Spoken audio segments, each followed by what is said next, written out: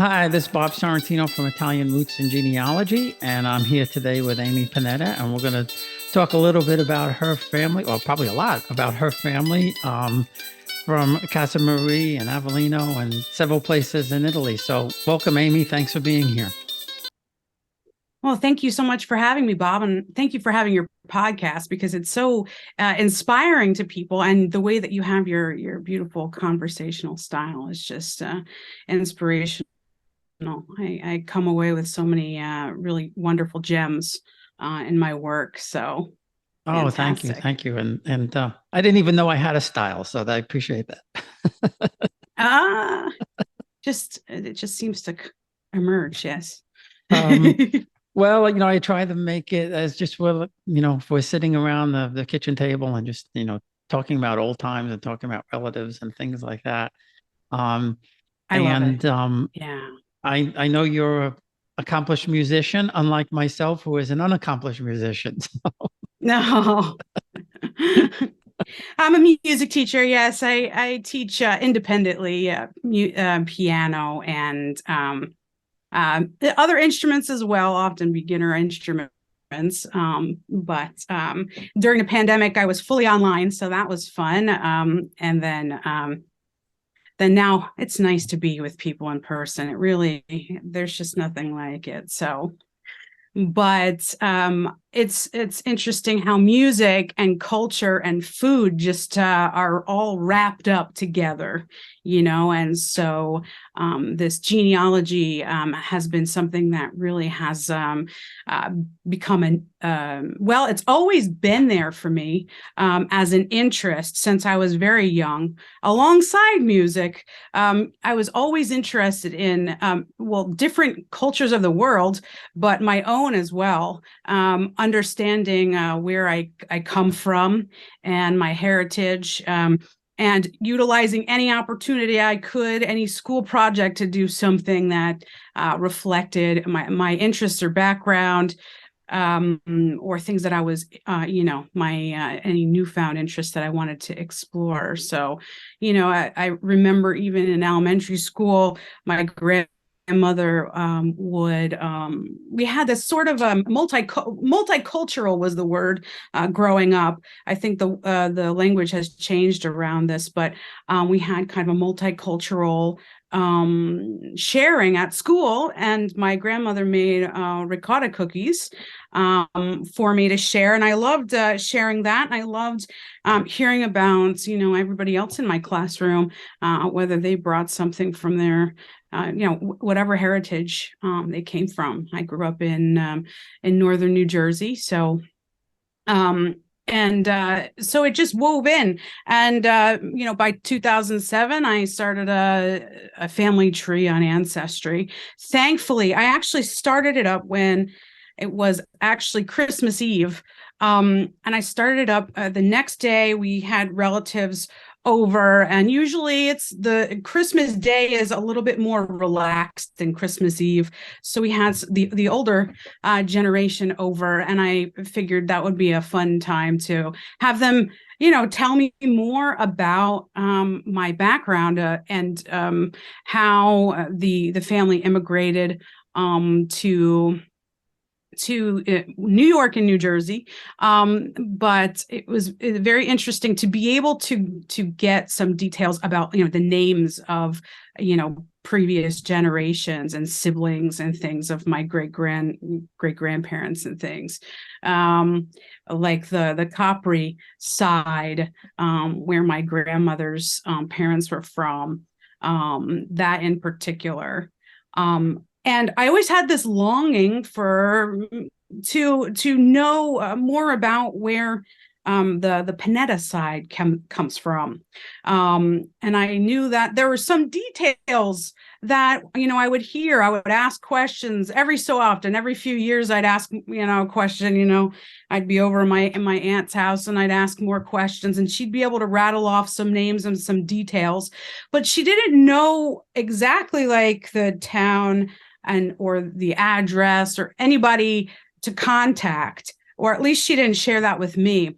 It's interesting. I don't know if you found this, that the different generations had a different interest level when it comes to the genealogy and hanging on to these stories.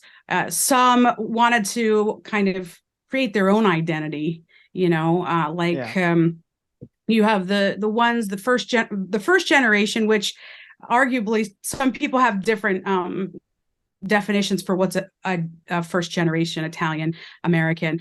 Those who have immigrated and settled, I say, is the first generation. So they had their thing, they brought their culture, and they're basically Italian, but citizens as well. And then the next generation, the World War II generation, had to find their own identity, I think. And sometimes they embraced many parts of it, often the food, of course, but other things they kind of pushed aside. They might have been able to understand and communicate a bit in Italian, but they didn't really want to continue that on as much. So, and then the next generation comes, and then it seems like the fourth generation, we're the ones that are especially interested. And the generation before, more nostalgia. Did you find that? It's almost like it skipped a generation almost. I think you're right. Yeah. I grew up with my grandparents were born in Italy and came over. Some of my aunts and uncles from both my parents were born in Italy. So I grew up hearing the language, constantly. Yeah. And still, firsthand from the the generation, but I didn't think, I was small and I didn't think to ask anybody about Italy and what it was like and things like that. But I think you're right. I think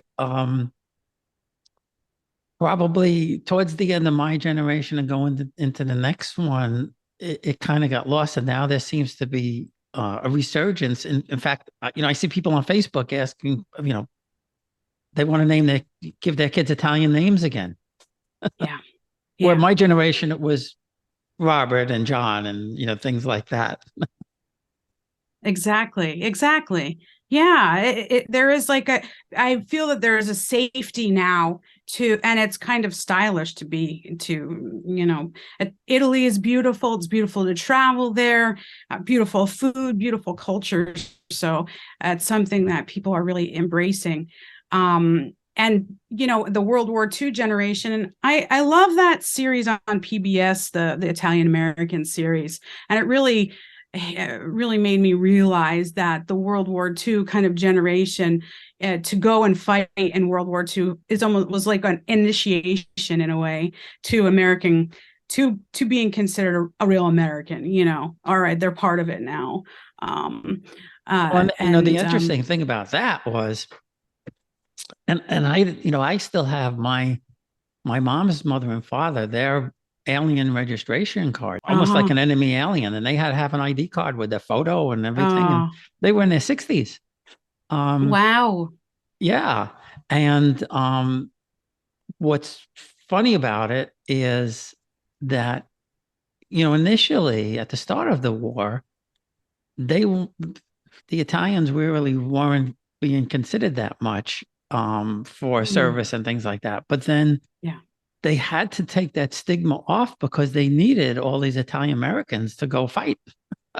So it changed pretty quick where they did away with that whole registration because, take my uncles. I had 4 uncles that served in the war at one time. And I think it would have been hard pressed for the government to draft these Italian Americans into the service if they were saying their parents were some kind of, enemy aliens. Right. Yeah, that's a good point. And the German Americans really didn't have that stigma as much as the Italian Americans, surprisingly. Because I think they were here longer. Interesting. Right.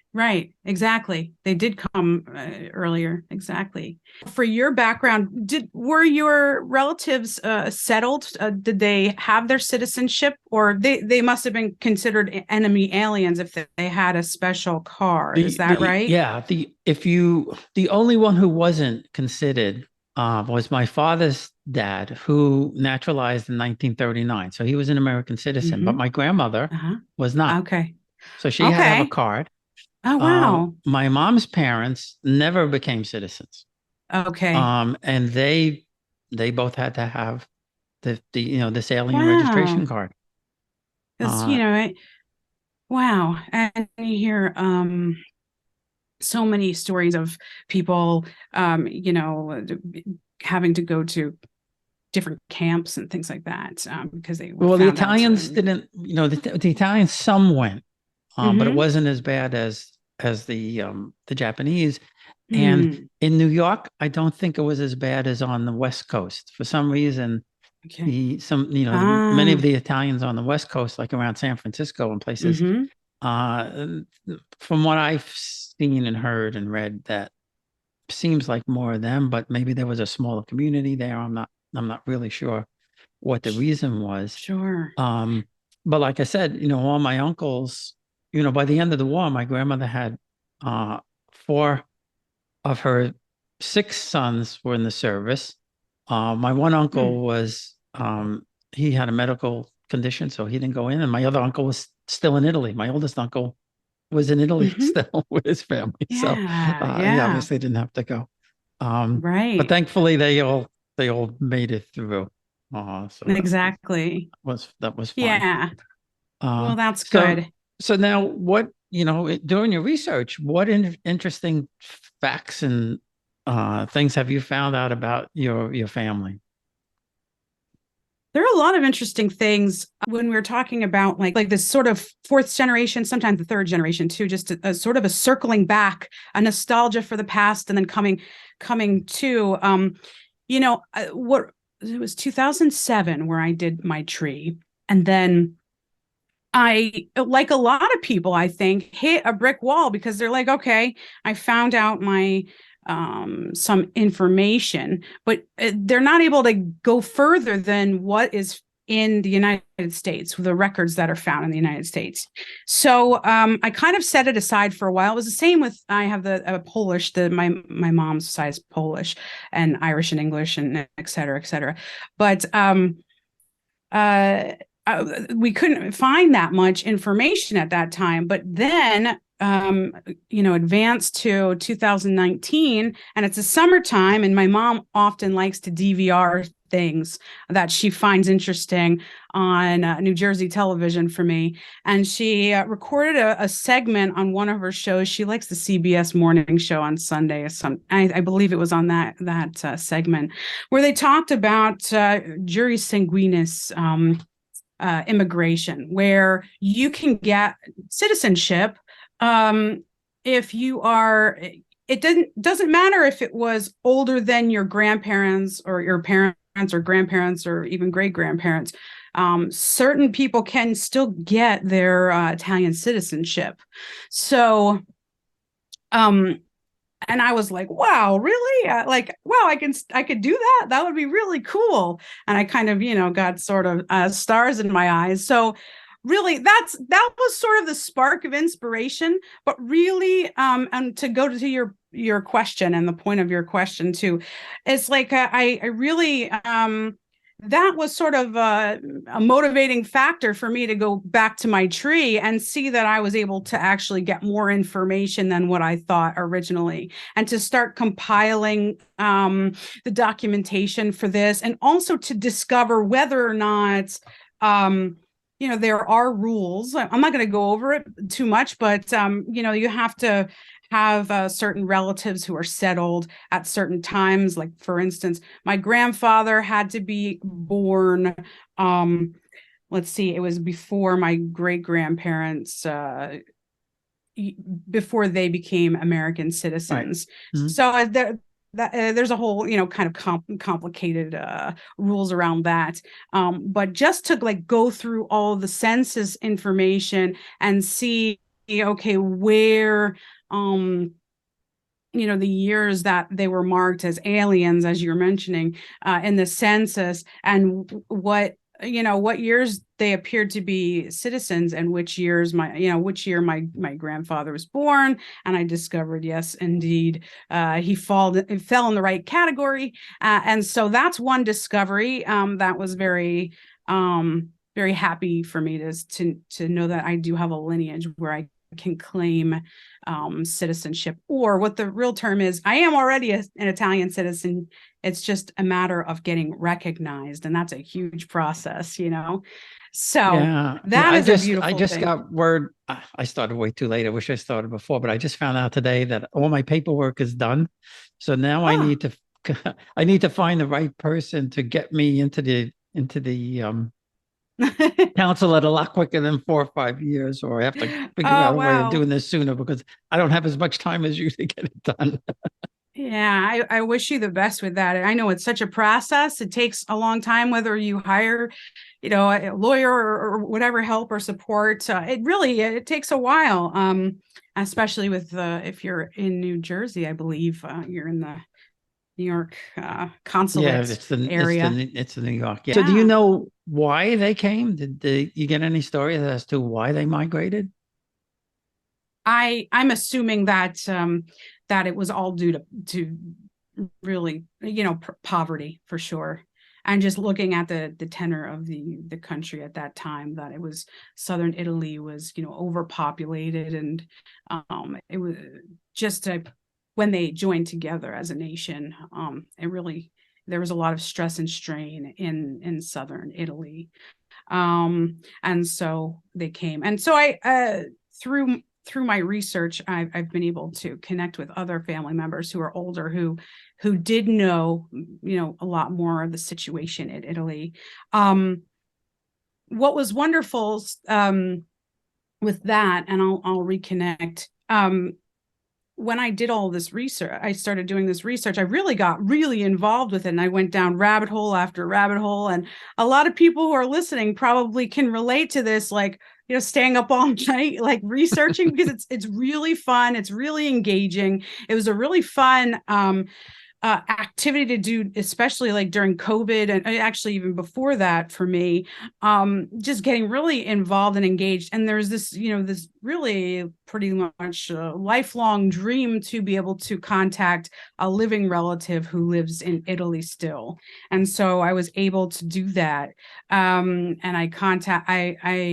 I did some research. So basically the whole inspiration for this research um, um, was the that in original spark was the immigration idea, but then to be able to dig into it and now see that there's records on Antenati, that things are being digitized at a record pace that we've never seen before. I know some people are still waiting on certain things, but still, it's an encouraging time where people can connect to their relatives, you know, better than ever with Facebook and everything else.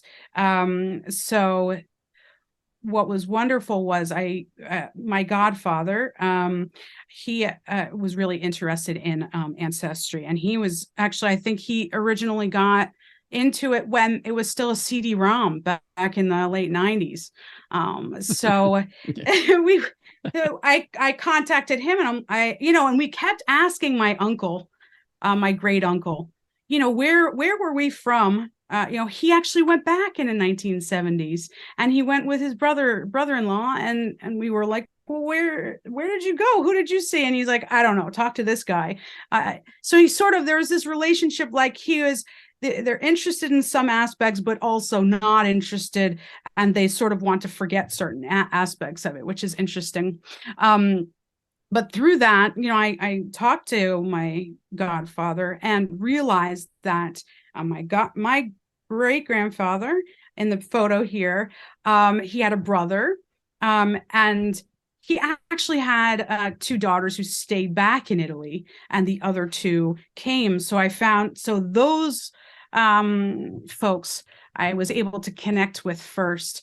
And thankfully, there was one particular cousin who was especially excited to connect with me.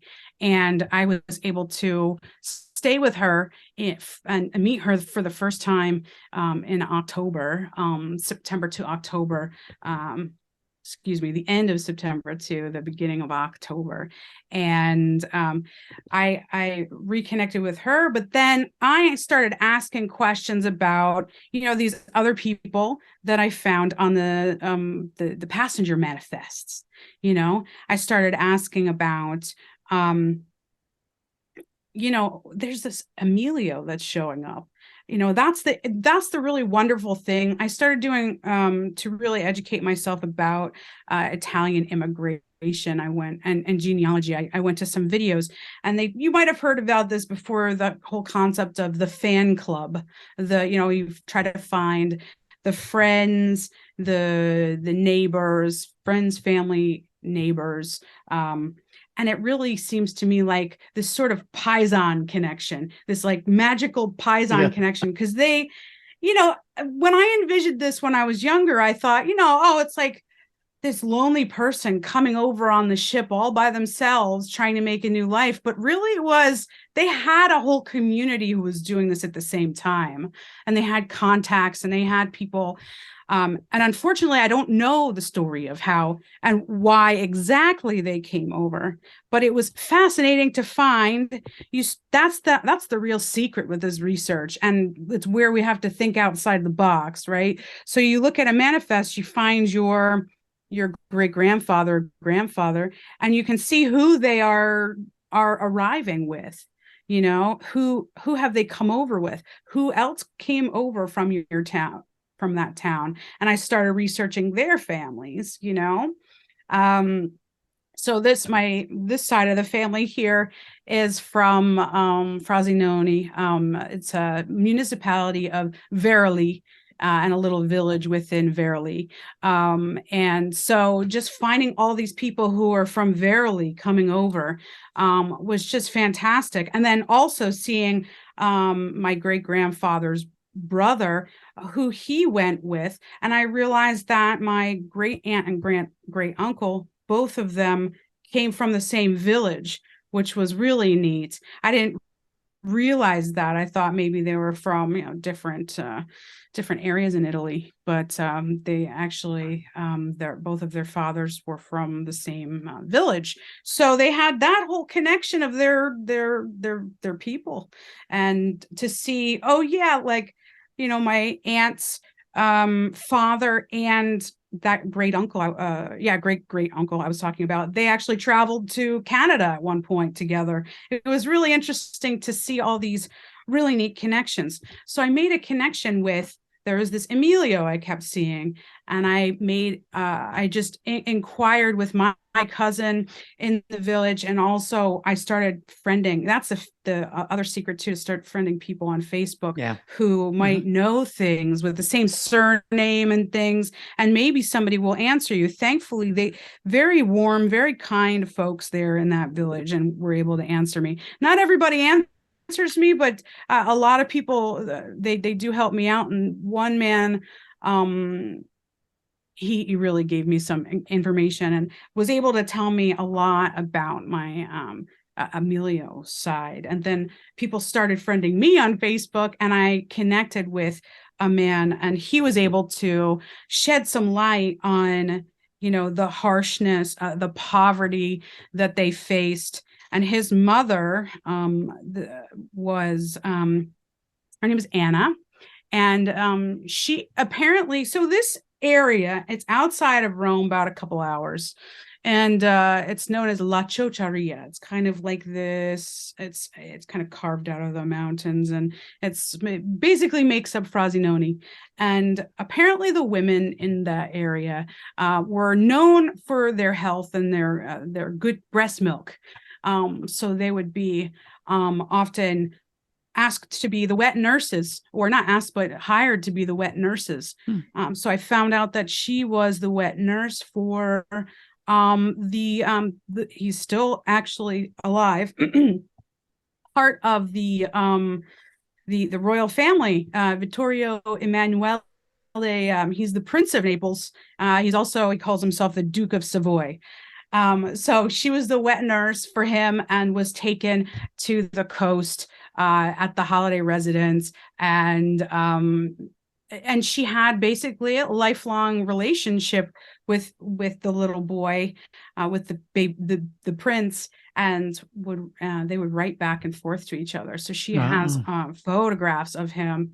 And when I went over to Italy, I was able to visit with Anna's son and see all the photographs that he put together in the photo album. It was just really beautiful. And that same family, it seemed like she was very social because she was writing to a lot of people. This correspondence was amazing. And somehow he had this photograph here. He had a copy of that. This is my grandfather's wedding. He had that photograph there.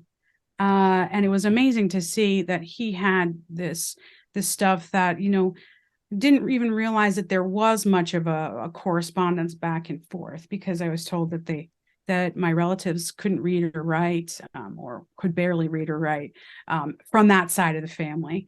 So it was amazing, really, really touching to see that he had that document. And another thing was that he said, I remember going back to the World War II soldiers. He's like, I remember on my aunt's in her home that she had displayed, it looked like the front page of a newspaper and the font like the New York Times. And it was the soldiers that went to World War II. And I would always ask who they were. And I was told they were my cousins from America who fought, for Italy's independence, for freedom, I mean. And so it was really moving to hear about that. I'm like, I know that article. So I found it. And now, he's kind of, he didn't have that article still, but he remembered it. And one really poignant moment I had, this trip was just a beautiful time. And part of the trip was where my grandfather was stationed in Anzio beachhead during the World War II. And actually, here's the brothers here. I know I'm doing this quickly, but you get the idea. The brothers are all together on the corner there. They were stations in Anzio, and it was really interesting for me to think about this. And the Italian American series from PBS really helped kind of hit this home. That, like, okay, my grandfather's father came from that same region, that same Lazio area. And now his son is going back over there to fight hand-to-hand combat in his own country. Like, it's the other brothers were in other places, whether in Europe or in the Philippines, South Pacific. But it was just amazing to think about that. And so when I was there, thankfully, I stayed with another cousin from Emilio's lineage in Rome. And him and I had a wonderful afternoon, and we went to the Anzio Beachhead Museum. So this is one thing that your listeners might be interested in too. If you have any World War II vets in the family who were stationed in Italy, if you go back, there could be a museum in the area where they were stationed. I went back and we got to talking to the man who was at the museum, and he was interested to hear that my grandfather was there, a veteran, and he was very congratulatory toward me, of course, posthumously, for my grandfather, and he presented me with this beautiful certificate. He asked what his name was, and he created this beautiful certificate. And he told me, if you have any photographs or anything, to send them to him, that he would include them in his beautiful museum. And it was just wonderful. He's the president of the museum. And also he presented me with a book for free.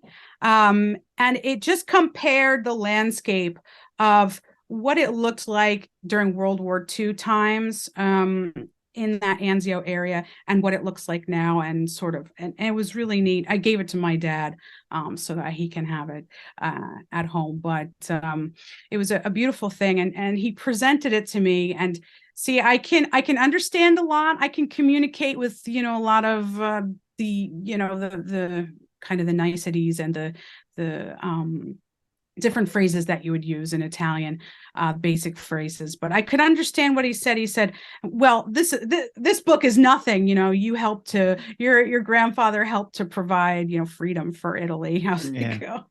And for the rest of the afternoon, I'm kind of crying, calling my family back home and stuff. So it was really a beautiful time to be there.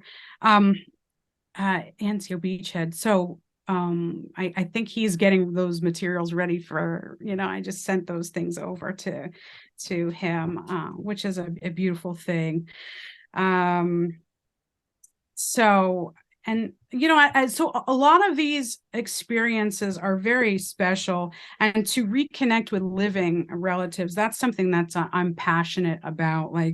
And I see, especially in your group too, that people are really interested in reconnecting with, or reconnecting with living relatives. And that's something that I do. I've been so moved by this experience with genealogy that I'm working toward my board certification as a genealogist. I do have a background in research with cultural research as an ethnomusicologist, as well as a music teacher. And so that's something that I've started helping people with. And it's a really beautiful thing. Have you ever reconnected or connected with any living relatives in Well, yeah, Italy? I am, and I didn't know up until, I don't know, maybe 5 or 6 years now, maybe a little more. I didn't know that I had anybody over there. And I think, Facebook has its issues, but it's certainly a great tool to be able to find people around the world. That's for sure. And Yeah.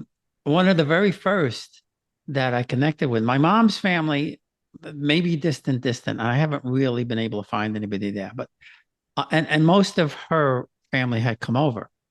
My Mhm. father's family, from his father's side, only my grandfather's brother had come over. They had a sister who was a nun over there, and another brother, at least one more brother, over there. And my grandmother, I didn't know if she had brothers, sister. I didn't know anything. Didn't know it. Nobody ever talked about her or anything like that.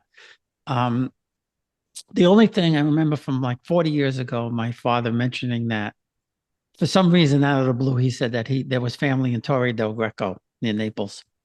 And Ah. but one of the very first people that I connected with, my grandmother's maiden name was Piromallo. And it's not a Mhm. very common name because it's from Spain. They originally from Spain. And Ah. so I just went out there and I, started looking for Piromallos. And I found my cousin Cinzia. She's a fourth cousin, and she started a Facebook group, um, Piromallo, thinking that she would find people from Spain or South America because the Ah. family originally came from Spain. She had no Mhm. idea there was anybody in America. So when she found me, or I found her, whichever the case may be, I don't remember. Um, Mhm. we were both kind of like shocked because again, nobody ever said that there was real family over there. Wow. So through her, she confirmed a lot of things that I had known. And I started finding, more and more and more relatives. You know, mostly fourth cousins, maybe then the generation up from her will be third cousins, like my generation. She's in the generation behind us. And but I've told this on a couple of the most recent ones. When we did go over there last year, I was contacted by my dad's first cousin, half first cousin, that I never knew existed. Oh. And he's got the same name as Wow. my father because his grandfather and my father's grandfather, although he's younger than me, um, because of my grandfather married a woman 30 years younger than him. That, that's a whole story in and of itself.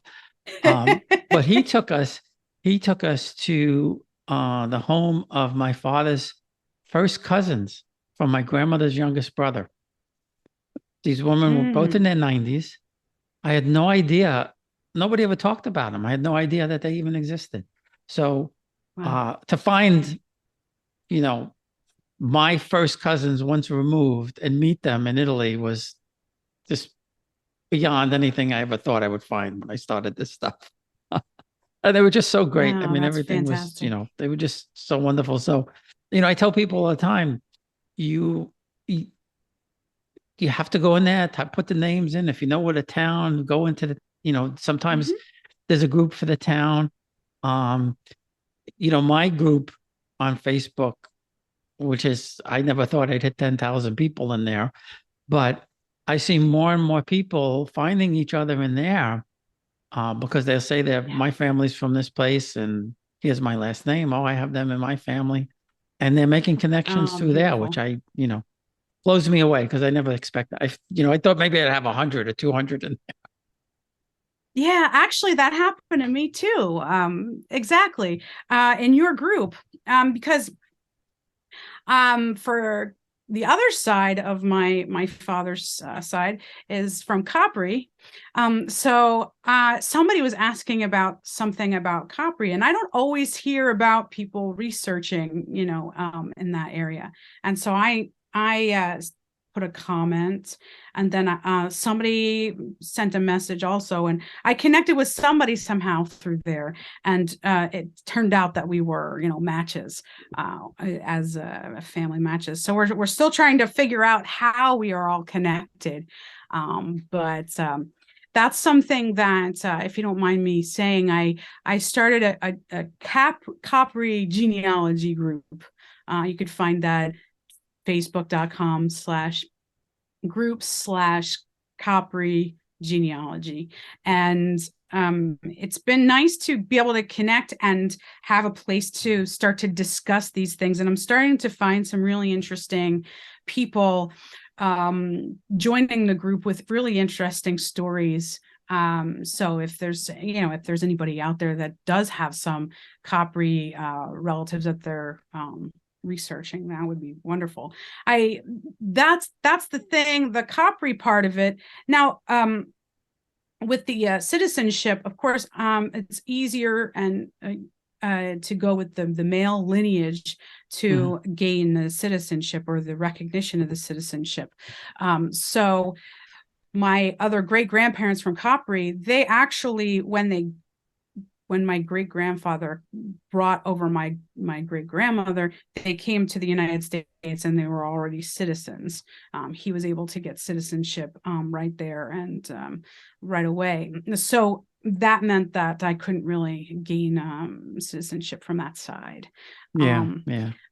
So, yeah, so with because remember we were talking earlier, I said my yeah. godfather, my father's uh, sister's husband, his last name was Di Maria, and I think Ah, I think his mother's name, I think her last name was Strina, if I remember mm-hmm. correctly. I'll have to check. But like I said, he was born in Capri and he was 16 when he came over. So probably about 19, I guess maybe around, let's see, they got married in 34, probably early 1900s. He came over Mm-hmm. and he wound up being in the restaurant business when he got here. I don't know if it was by design or by accident. I don't know the whole story, but Oh, um, where did he live in the U.S.? they came. They wound up in Whitestone. I guess he must have lived in Manhattan when um Okay. when he first came over because I know that's where all the restaurants were and everything. Yeah. My dad grew up in Corona in Queens. Mm-hmm. Um, so there's some sort of connection to there, but I don't think he lived in Corona. I'd have to go Mm-hmm. back and check the um Maybe more. the Do you the, think he the could have been census more in the again, but White Plains area or no, Westchester County they might? stayed pretty much. I Mhm. don't. They stayed pretty much in New York. My whole family. I Okay. know at one point, my dad was actually born in Scotch Plains, New Jersey. Ah, wonderful. Yeah. But he was, he was the only one. His oldest sister was born in Manhattan, and then his three Ah. older siblings were all born in Italy. So, Hmm. I'd have to talk to you more, yeah, about the Capri connection there. because it's not a But big again, place. So, yeah, yeah. I know that's the thing, but it seems vast in a way. When I start researching it, it's almost more vast than the village that um, the paternal side comes from, which is interesting because I start looking at my tree, other people's trees. People have the same names, but there's no common people in them. It's really interesting. They have like hundreds of people, but they're not matching up, which is really interesting. I'm like, where's the common, I'm always trying to find who the common people are yeah, that thread through yeah. these trees, a Well, that's beautiful why thing my that. dad's mother Mhm. was so easy because there's Yeah. only one Piromallo family in all of Yeah. Italy. That's it. Ah. So it's there's kind of sort of two, but they're the same. And because um my my and what was driving me crazy with that family was um they're a noble family. And Ah. my when I found my great grandfather, Nicola Piromallo, he was connected Mm. to Amelia Caracciolo from another noble family, but I couldn't Yeah. find him under the Piromallo family in the Libro d'Oro. I was going nuts, and I could not figure Hmm. this out. And Yeah. because I knew it had to be the same family, but he wasn't listed there. His father wasn't listed there. Uh, my great great grandfather's siblings weren't listed there.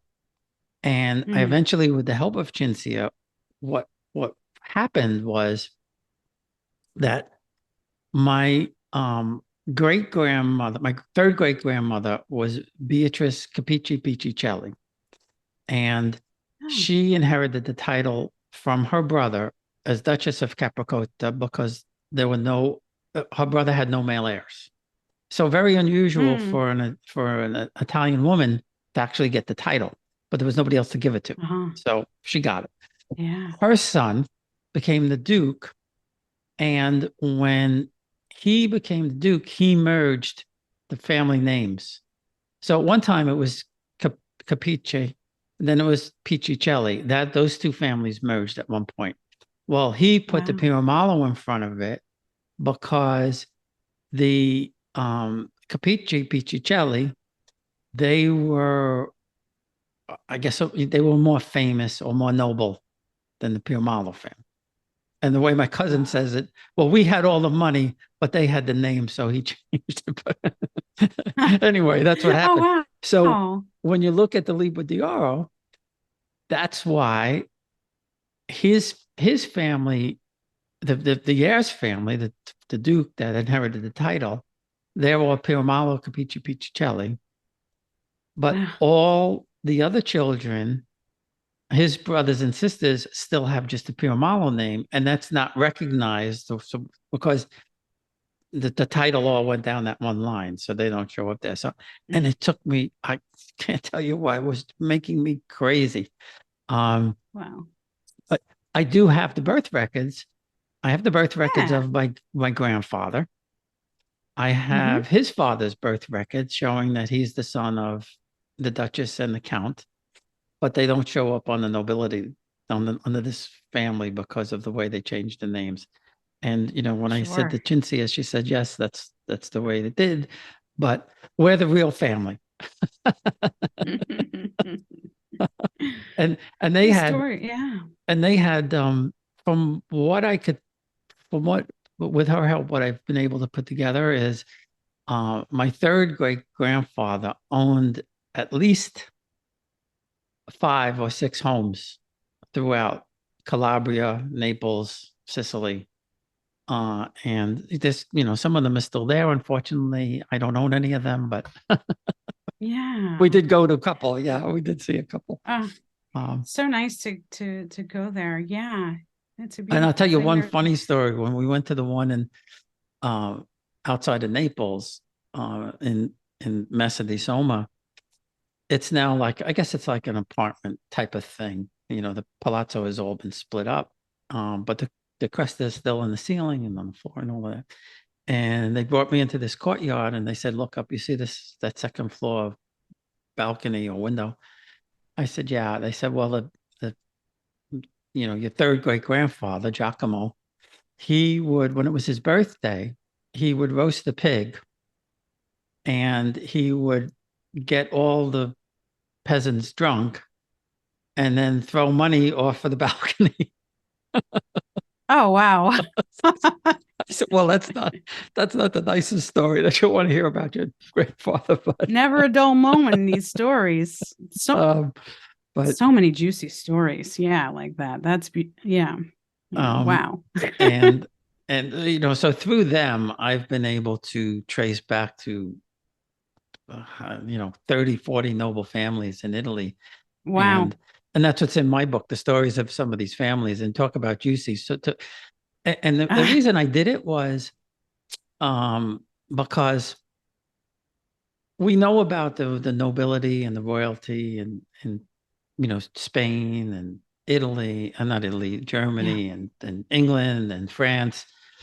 But nobody realizes, people don't understand that up until 1860, Italy was all these little fiefdoms and dukedoms, and who was fighting who and who was marrying who and who was poisoning who. And so when I went through the list of these people, I think it's the Orsini family Mm-hmm. that there's in my line, there were 5 great grandfathers who all were the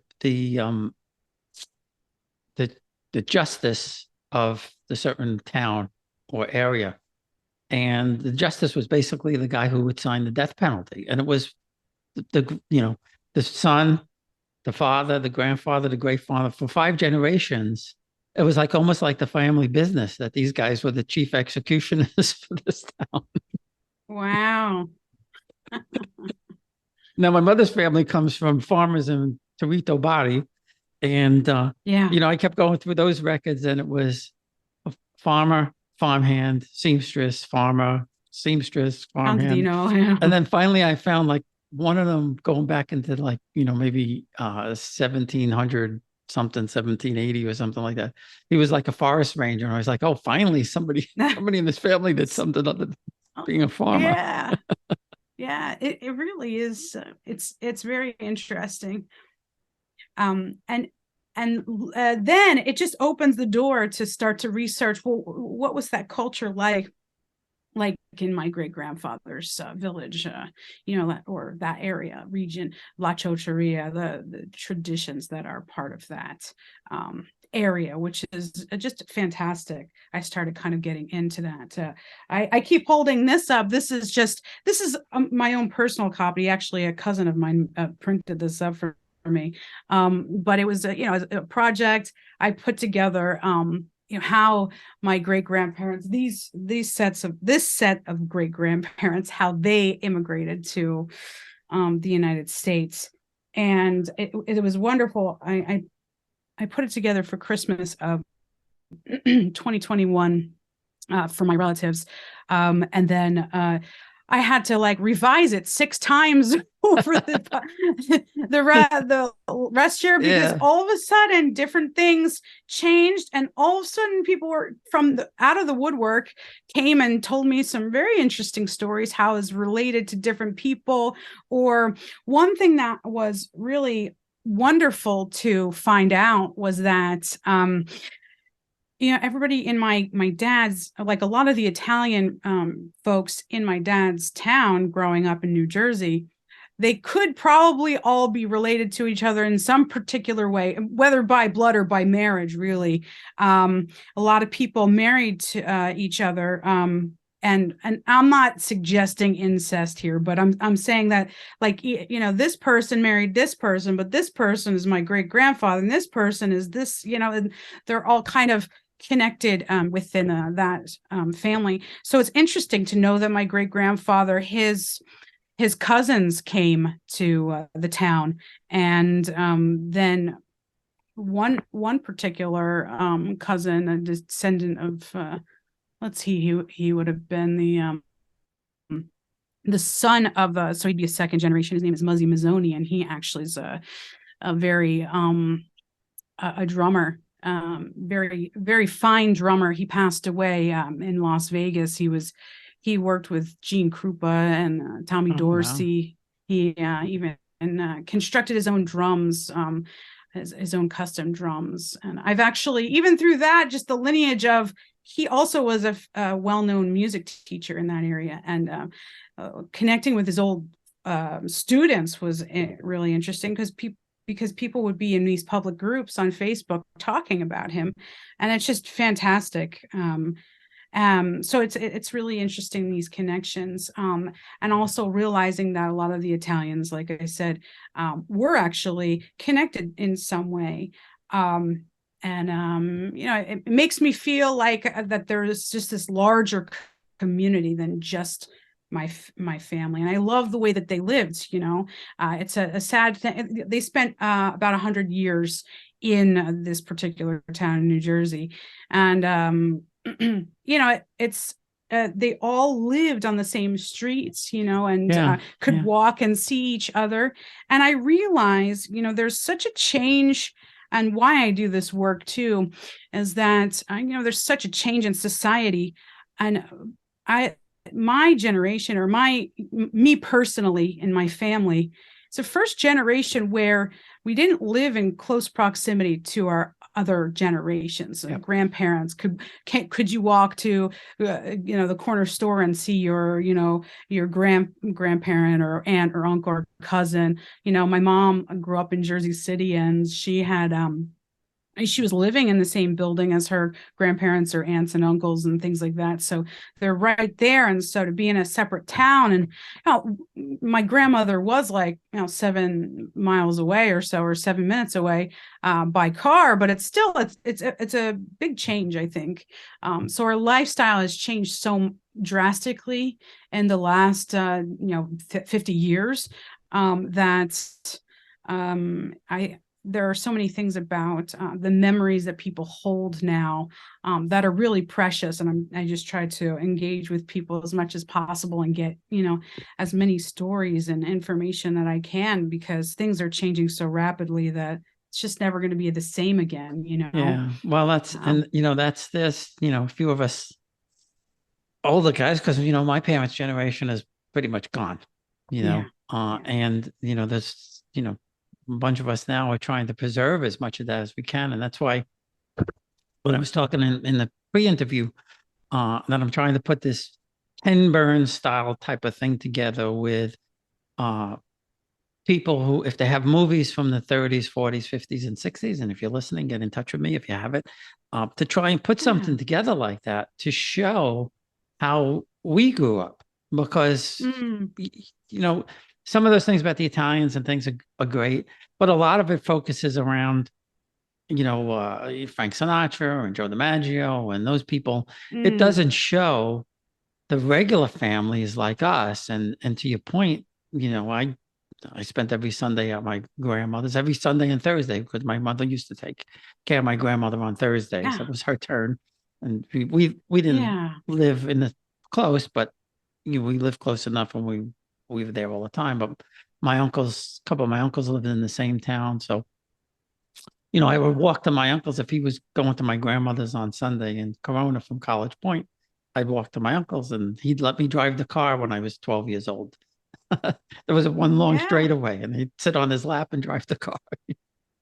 Right. You don't do that anymore. Wow. But this was 1960, so you could get away with that kind of stuff. And it was the big old steering wheel like this. But so, that's what I want to try and preserve, is to show people, not necessarily,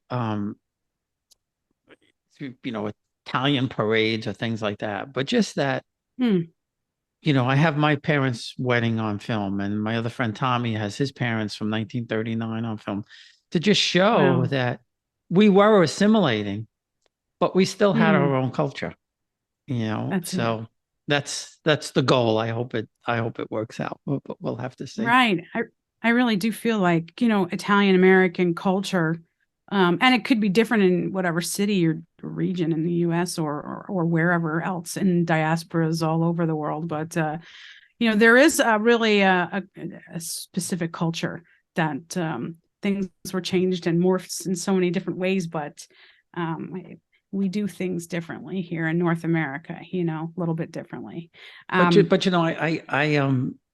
have a friend now in Australia through something that I'm working on, and it's not that much different in Australia. Calabrese Australians are like Calabrese Americans. It's isn't that funny. interesting? Yes, and finding those commonalities, really wonderful, because there's still that tie back to that the culture and the dialect and all of that kind of stuff, that reminds me of that feeling I felt going back to my great-grandfather's village, that feeling of home, that it's like the root of the family was there. It's indescribable and like really precious to be able to have that feeling of rootedness that I felt like I was almost searching for, like seeking my whole life, just that feeling of, wow, okay, I get it now. I don't have to feel like I'm floating around.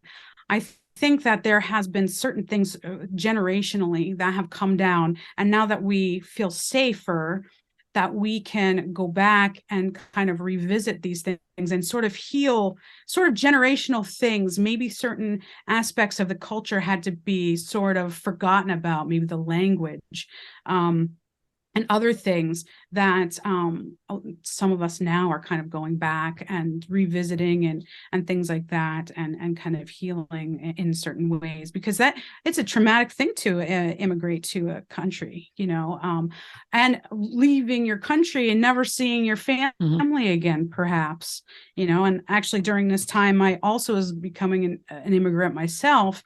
I live in Canada, and I'm outside of Montreal. So it's interesting. I grew up an hour outside of New York City, but now I'm out an hour outside of Montreal. And those folks generally, they came in the 50s and 60s. So they actually have, a lot of them still speak Italian. So they're trilingual up here. So it's really, it's really fantastic to go to, they call it the Italian Week, Montreal Italian Week. But actually it's more like a few weeks in August, where they have this nice festival, a lot of events and things, but just to see how trilingual these things can be. And I've been able to make some good contacts with the community here, so that it's really a wonderful thing. And so I'm really grateful. And let's see, if I wanted to, if you don't mind, mention about Capri for a minute. We were talking about correspondence back and forth. It was discovered in the last couple of years that there's been a lot of correspondence between New York, my family who was in Westchester County, New York, and Capri, back and forth. And we do still have some, and also to cousins that were in Philadelphia and different areas. And we discovered a lot of postcards and photographs of when my they actually did maintain a relationship, and I was able to visit one cousin that was she's elderly, so it's hard to get any information from her, but in Capri right now. So and with some of the digitized slides that we had, my sister scanned them in, and we have this collection of beautiful slides from 1962, when my great-grandmother was just a beautiful elder, and with her daughter, and posed with many relatives, and I didn't know who they were. And it was interesting to be able to now post those photos in a group. I did it very discreetly, just one or two of them, to see what would happen in one particular group, and people were able to recognize. Oh wow, that's some cool. of them. Yeah, it was just, and the one man is still alive that was a sailor, and really, it's a very beautiful thing. And And that's one thing that I'm really, trying to work on, that Capri lineage. No, because it's yeah. great to get those photos. And the same thing with me when we came back from Italy. My cousin Nicola went through some of his mom's stuff and sent me photographs of my grandmother's brothers that I had never seen before. So that's really, really cool. Thank you very much. All Yeah, right. this was a Thank wonderful time to be together. Mhm. Yes, absolutely. Hi, everyone. This is Bob Sorrentino, just letting you know that my new book, Farmers and Nobles, is now available for sale on www.italiangenealogy.blog/Farmers and Nobles, or you can find the link in the podcast notes. Thanks for listening.